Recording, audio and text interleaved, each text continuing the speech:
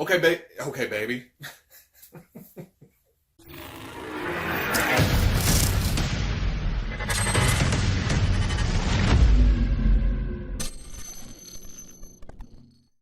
Okay, people, welcome back to another edition of Figure or Fodder, where I take a quick look at some of the figures that didn't make it to the review table, or aren't planned to make it to the review table. They're either older, or I just forgot about them, or they got stuck in the stack and it's way too late. But basically, I'm quickly opening some toys, deciding if they're going on the shelf, or if they're going in a tub or a bin, or being set aside for some custom in the future at some point. But first, I'm going to recap the last few reviews I did do. The Marvel Legends Thor Ragnarok 2-pack of Thor and Valkyrie. Very nice set. I like the Thor better than the single-carded one, but after lots of comments of maybe his head is a little bit small, maybe Valkyrie's head is a little bit large, I still like them. So both Thor and Valkyrie are going on the shelf. Plus, I love that electric accessory that Thor comes with. And then I did a full-on review of Hasbro Star Wars The Black Series General Leia and Maz Kanata. You probably got sick of hearing it during the long review, but it's just, you know, getting action figures of characters that aren't known for action. The bio does say Maz picks up a gun, and I guess we're going to see her in action in the next movie. But for the time being, I just picture her as, you know, running a bar, hanging out with Han, running around after Rey. It's not really action-oriented. And then, of course, there's General Leia. And to address the comments on a couple of them, that's not a camel toe, that's the seam in the costume. Get your head out the gutter. But as un-action-oriented as these two characters are in my brain at this point, I feel like they're important characters. They're essential characters. They move the story along, and plus it's Leia. I'll take any version of Leia possible. Maz, given her size and the accessories, it makes me want more smaller characters with stuff in the package to make it, you know, seem like a value to me to spend $20 on it. I'm talking Ewoks. Yeah, I said Ewoks. But moving along to the quick reviews, I picked up the evil Rick and Morty construction set from McFarlane Toys. Now, I've put together a couple of the Walking Dead sets like this. I liked them, they're okay, I don't have a place for them, but this is Rick and Morty. I didn't like the Funko figures too much, so I thought, hey, why not pick up block figures of these two? Plus, at 98 pieces, it seemed like an easy set to get into. It doesn't look that intricate from the picture on the front of the box. Essentially, I got this to work my way up to the Garage and Spaceship set. Just see how much I like this, and if I wanted to spend the money on that. And it's worth it. One thing, McFarlane, you need to work on the instructions. A little bit confusing, and it looks like it was printed on a Xerox machine from 1995 or something. But after sitting and thinking about it and looking at it, I did figure it out. Probably took too long, but hey, it's me. Now, I felt this way with the Walking Dead sets, and I feel this way now, and that's McFarlane kind of breaks these up just to make them construction sets. I feel like there's parts thrown in there that didn't really need to be broken up, like the back wall. It could have been just one piece. It's interesting, and I see what they're going for, but it's a simple set, well, after I figured it out. But I do like the idea of building the house. The one piece comes with the garage, another set comes with another part of the garage.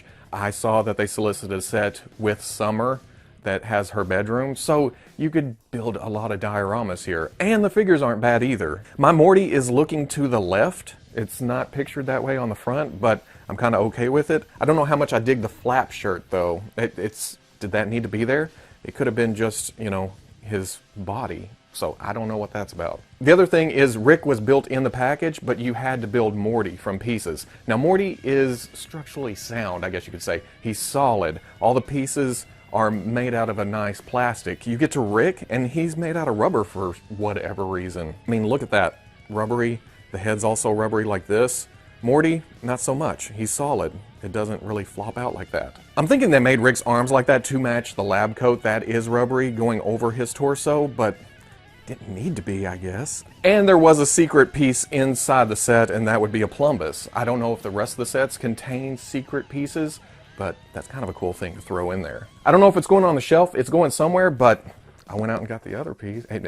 I liked it enough to get this, so we'll see. Next up is the Bandai Dragon Star Frieza. I picked this up because it looked interesting. I didn't really need it because I have the model kit Frieza, but I wanted to compare the two and see if this line was viable for the shelf. It's not a bad figure. I like the finish on it. I kind of like the shininess to it, And I also like that it's not just stark white. There's some purple shading throughout the figure. But it being Bandai America, it kind of has its problems. It uses a lot of ideas from SH Figure Arts, but the quality doesn't match SH Figure Arts. The wrists have the motion of an SH Figure Arts joint. The hips drop down and give you a lot more motion, but I feel like a lot of the joints are loose, almost floppy. You can get them to stand, you can get them into poses, but it's a chore to kind of get into position. But you compare it to the model kit Frieza, who, well, that's my main line, and it's comparable. The head is a little bit larger, the details aren't quite as sharp, but if you didn't want to build the model kit Frieza, this is perfectly acceptable substitute.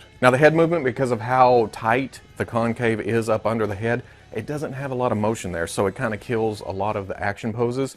But again, that could probably be fixed. In fact, I'd look at this figure as a starting point. It has potential. The Beerus has caught my eye, but only because there's not a model kit of him, but I don't like the proportions on the rest of the figures like Goku and Vegeta, at least looking at the back of the package. So I won't be buying this line, but if my Frieza ever falls off the shelf and breaks and shatters and into a million pieces, I have something that can replace it. And the Build-A-Figure Shinron piece is interesting, but for the price that you pay per figure to build this Shinron, I might as well go buy the Figure Arts version. Next up, I finally built the Bandai Figurized Standard Dragon Ball Z Vegeta, Super Saiyan version of course. Now before the build, judging from pictures, I thought he'd be blocky and kind of awkward, and to tell the truth, the figure actually is when you get it built. But getting it built and getting him standing there and cocking his head a little bit, you get the utter bastard that is Vegeta. It just looks great. Putting him beside the Super Saiyan Goku and the Super Saiyan Gohan, the skin tones match a lot better than the Goku and Krillin set that I got a couple of weeks ago. The effects here are fantastic. I love the extra details added to them with the lightning effects, and well, they're Vegeta effects, so of course they're going to be different than the other model kits, but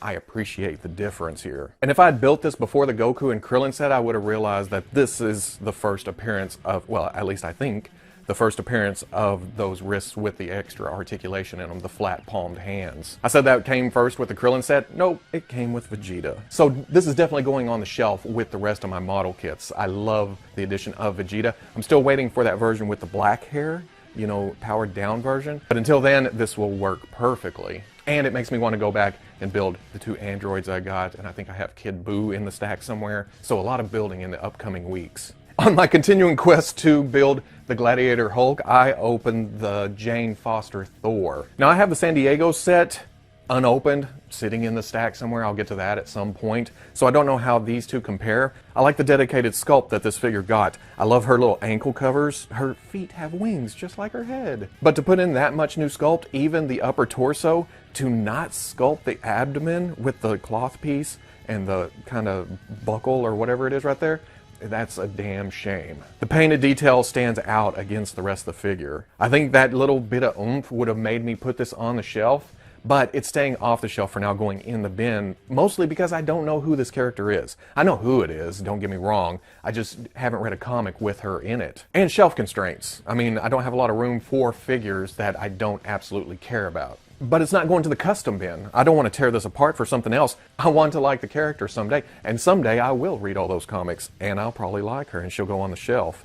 I'll also hopefully have a larger room by then. And then finally the Mezco figure that nobody was expecting me to open. Everybody's been on my ass about opening my 1/12 Collective Punisher, and I will get to it, but I wanted a good Captain America, and I hadn't messed with the Captain America. I have messed with the Punisher. I know I'm gonna like him. I wanted to get a baseline of some kind before I get into newer figures. Captain America being a little older, and knowing that Mezco has upped their game since then, I wanted to see what it was like from back then. Plus, I don't have a kick-ass Captain America for my shelf, I feel like. A classic-inspired one. I know this is modern mixed with classic, but that's my jam, to quote the kids these days, or quote the kids from a decade ago. I like the addition of the modern boots and the gloves and the belt to the more classic costume, and especially the head wings, which is probably my favorite part. And I have to say, whew, the ankles do suck. I should have listened to everybody, but I had to see it for myself. It really cuts down on the dynamic posing you can get this figure into. But man, the magnet shield is brilliant. I like that you can just snap it on, snap it off, it's on, it's off. If the figure falls over, it pops off, but it's still a great concept that I wish more companies would use. But I can see where they've progressed in the head and hand area. Deadpool's hands and head, fairly soft. It pops on and off. It's the nicest pop on and off I've ever had on any action figure. Going back to this Captain America, the hands pop off okay. It's a little bit tight.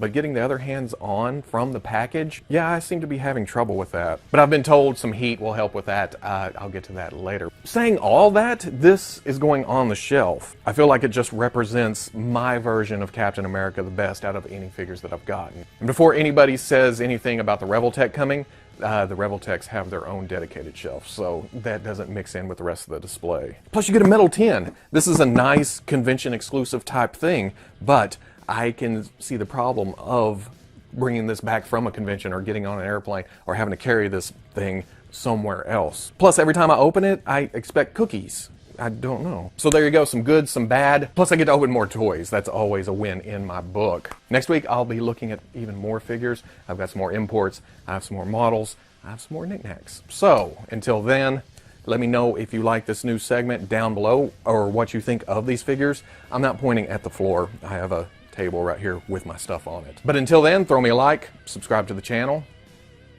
I'll catch you on the floosh.